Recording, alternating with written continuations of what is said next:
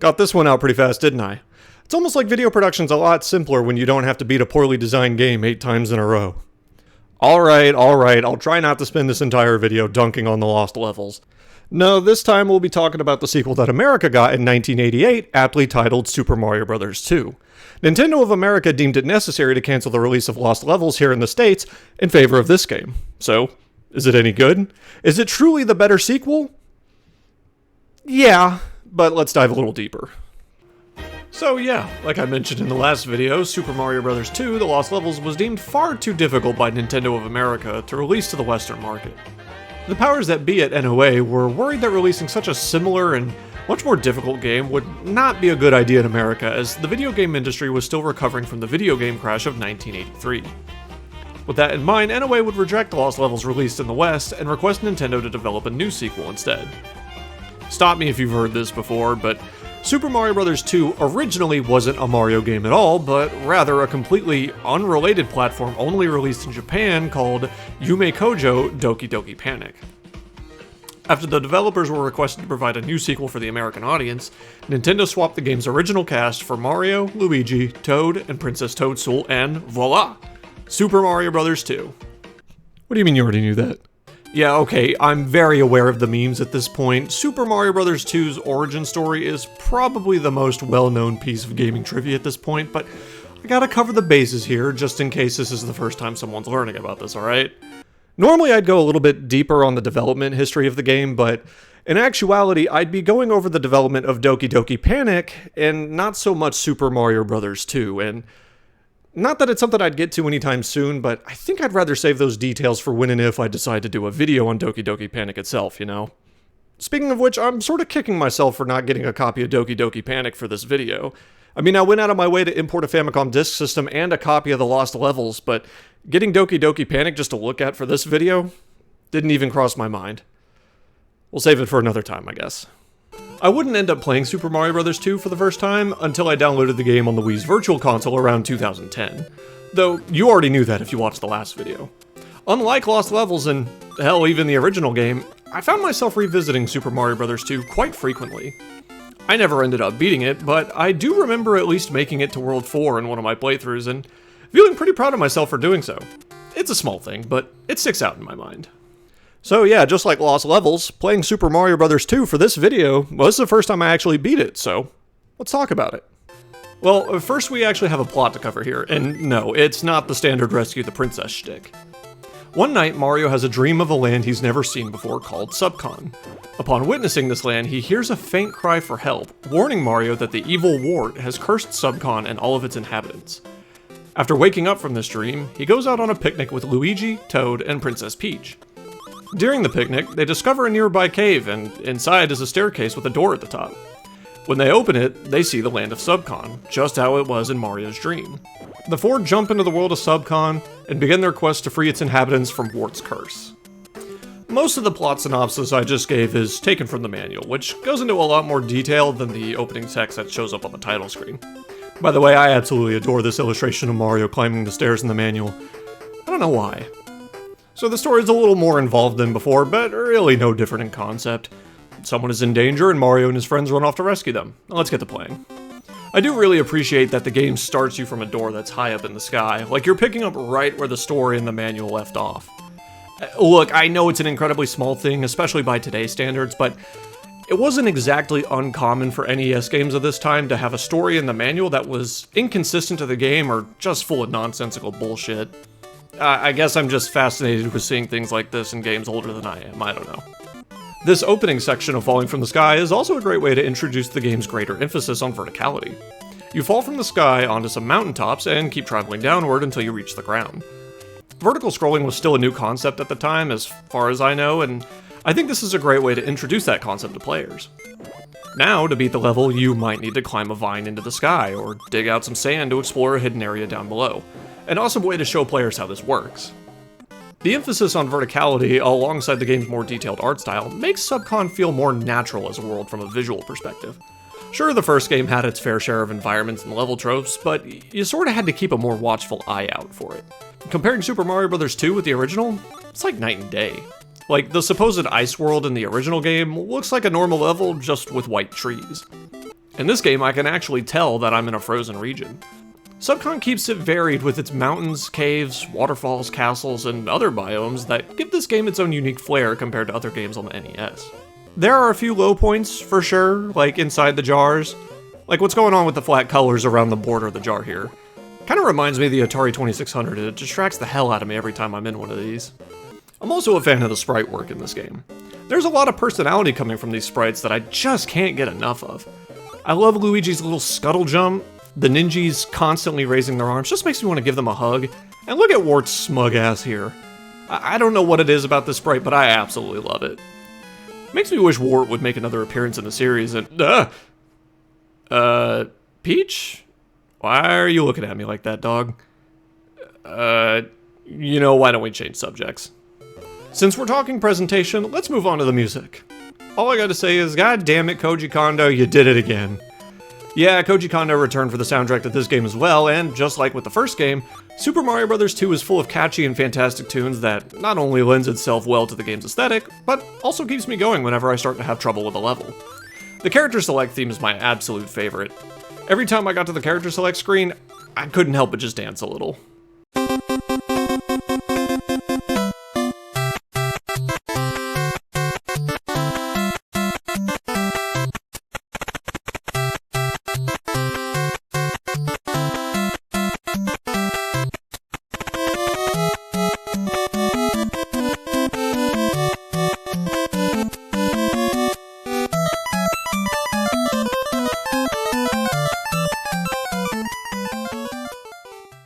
You know, that actually makes a fantastic transition. Let's talk about the different characters that you can play as in the game. At the start of each level, you're given the choice to select one of 4 characters: Mario, Luigi, Toad, and Princess Peach. Each of them plays slightly differently, so let's quickly run down the list here, shall we? Predictably, Mario is the all-rounder of the 4, with average jump height, strength, and speed. Oh, by the way, when I say strength, I really mean how quickly that character can pick up items and enemies. Another new mechanic that we'll talk more about later. Luigi is lacking speed and strength compared to his brother, but makes up for it with the highest jump in the game. Great for skipping over or traversing some tricky platforming obstacles. Toad is a bit unorthodox. He runs the fastest when carrying an item, and is also the strongest character in the game. However, he has the shortest jump in the game, which can make playing him a bit difficult. I honestly consider Toad the hard mode of the game. Turns out platforming with a limited jump is kinda difficult in platformers. Finally, there's Princess Peach. She's the slowest when carrying an item, and it takes her forever to pick up items and enemies. However, she has possibly the best ability in the game. If you hold down the jump button while in the air, Peach will hover for a little bit, which is really handy when dealing with tight platforms or if you just want to skip over things. If you're a beginner or find yourself having trouble with a level, try playing as Peach. The characters all having different attributes does a lot for replayability, but if you prefer to just stick it out with your favorite character, you can do that too, as all 20 levels can be beaten with any character. The game even tallies up how many levels you completed with each character. As you can see, I decided to stick with Mario for most of my adventure. I really only played as Luigi and Toad for footage, and Peach to better handle World 4's ice physics. Don't have to worry about slipping on ice if you could just float over it. Otherwise, I'm perfectly okay with just keeping things simple and playing as Mario. Yeah, I know. I'm a basic bitch. Super Mario Bros. 2 brings a lot more changes to the formula, however, besides new characters. Super Mario Bros. 2 is quite different from its predecessor, actually. For one thing, you can no longer jump on enemies to defeat them in this game. In fact, jumping on an enemy does, well, nothing. They simply act like a regular platform. In fact, you'll even need to use that to your advantage in order to clear some levels in this game. Like riding on top of a Shy Guy to cross a bed of spikes, or riding an Albatross to cross a pit. Sections like these are a bit nerve-wracking and get really tight towards the end of the game, but it's an interesting idea at the very least. While standing on top of an enemy, you can press the B button to pick them up. Pressing the B button again will throw them. This time around, tossing vegetables, other enemies, or bombs are the only way you'll be able to deal with enemies in this game, as the Fire Flower is also missing from this game. In fact, the whole power-up system from the original Super Mario Bros. Has been replaced with a standard health meter. Which, to be honest, I find kinda lame. I mean, I get it.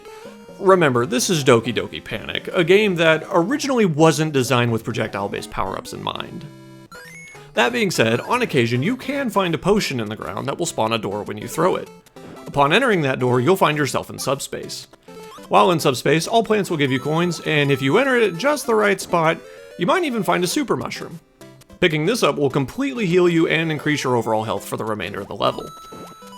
Honestly, I'm not super big on this mechanic, as if you want to get a super mushroom, you need to make sure you spawn the door in the right spot, otherwise you miss your chance at getting extra health.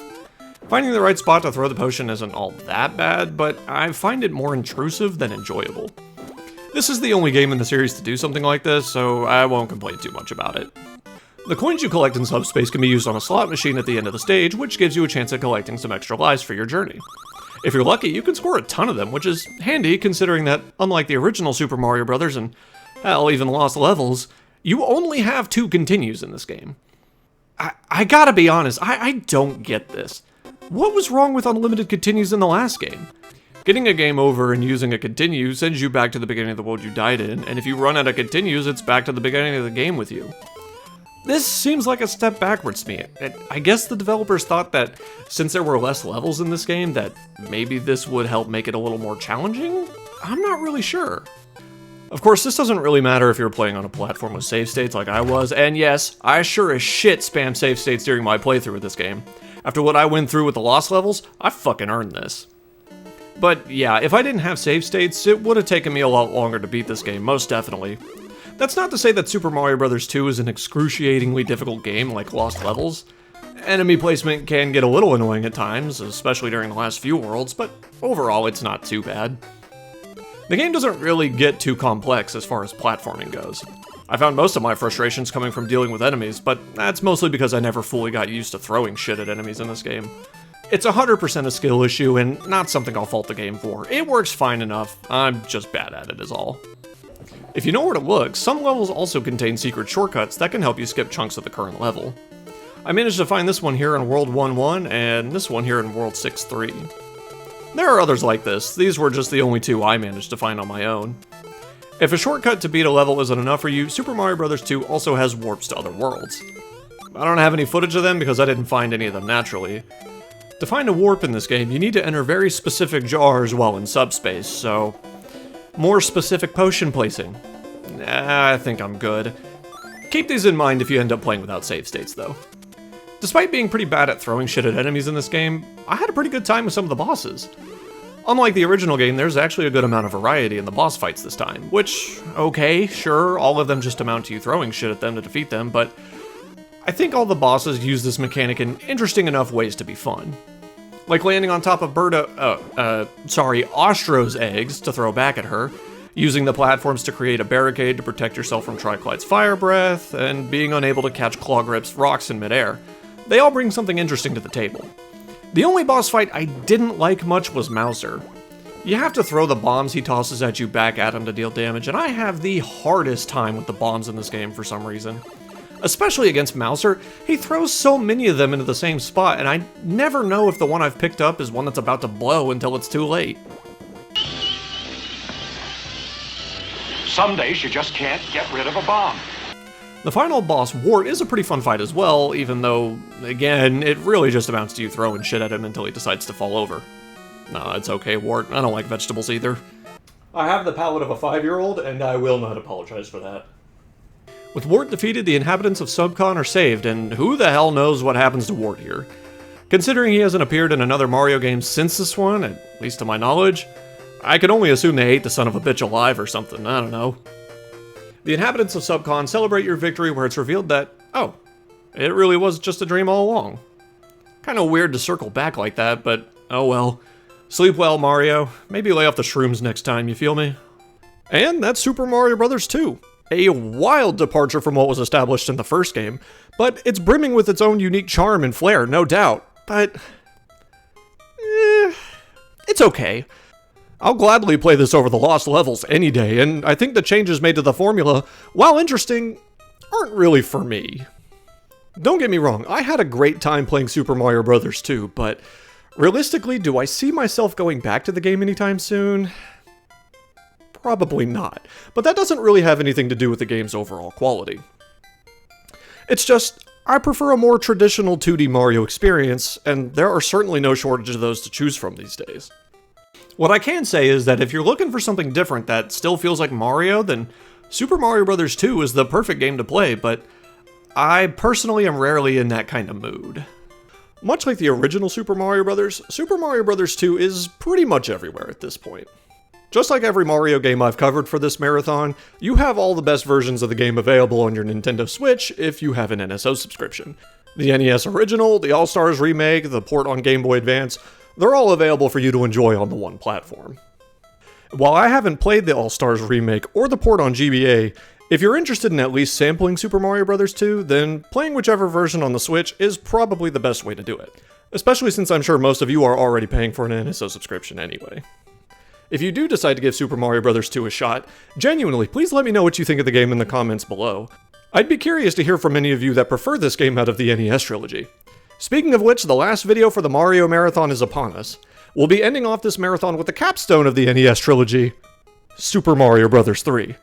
And I gotta be honest, I've been really looking forward to this one, so I'm gonna end the video here so I can go play it. Thank you all for watching, and I'll see you in the next video.